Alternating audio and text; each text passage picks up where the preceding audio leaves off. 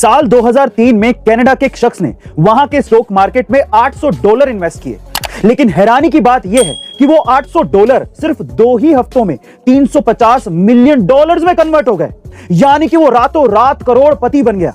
तब लोगों को यह लगता था कि वो पक्का अंदर का कोई आदमी है जिसे सारी जानकारी है। लेकिन जब उसे पुलिस ने कस्टडी में लिया और उसके बाद जो उसने कहा, उससे पुलिस वालों के होश उड़ गए। उसने कहा कि मैं टाइम ट्रैवलर हूं और 250 साल फ्यूचर से आया हूं, तो एग्जैक्टली मुझे पता है कि कौन सा स्टॉक गिरेगा और कौन सा स्टॉक उठेगा। लेकिन पुलिस को ऐसा लगा कि वो शायद उन्हें पागल बना रहा है, तो उस पर केस दर्ज कर दिया गया और उसे कोर्ट बुलाया गया। लेकिन हैरानी की बात यह है कि वो शख्स कोर्ट पहुंचा ही नहीं और उसके बाद से आज तक वो शख्स गायब है। गाइज, क्या वो सच में टाइम ट्रैवलर था? आपको क्या लगता है कमेंट सेक्शन में जरूर लिखिएगा। अब गाइज, आज तक आपने सिंपल ऑटो देखे होंगे, लेकिन आज मैं आपको एक गजब का ऑटो दिखाता हूं।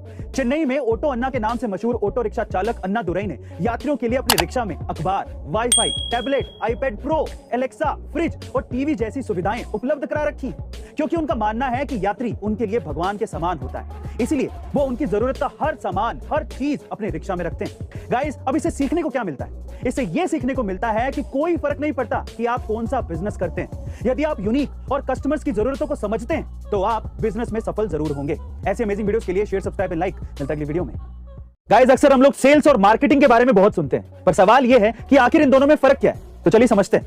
देखिए, अगर सीधे शब्दों में समझने की कोशिश करें तो सेल्स का मतलब है कस्टमर के पीछे भागना, जबकि मार्केटिंग का मतलब है कस्टमर को अपने प्रोडक्ट की तरफ आकर्षित करना।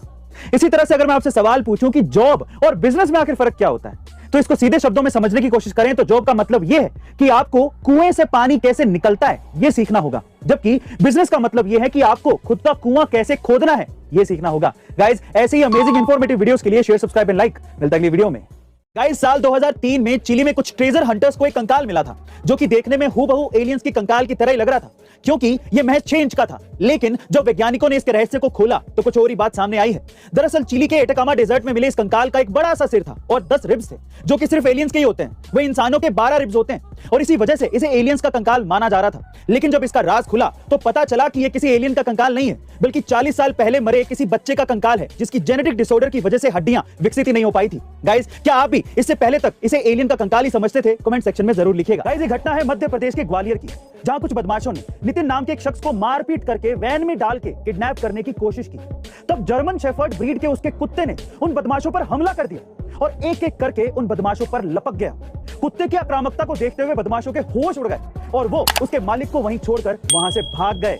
इस तरह से उस कुत्ते ने अपने मालिक को किडनैप होने से बचाया। गाइस, आपका इस घटना के बारे में क्या ख्याल है? कमेंट सेक्शन में जरूर लिखिएगा।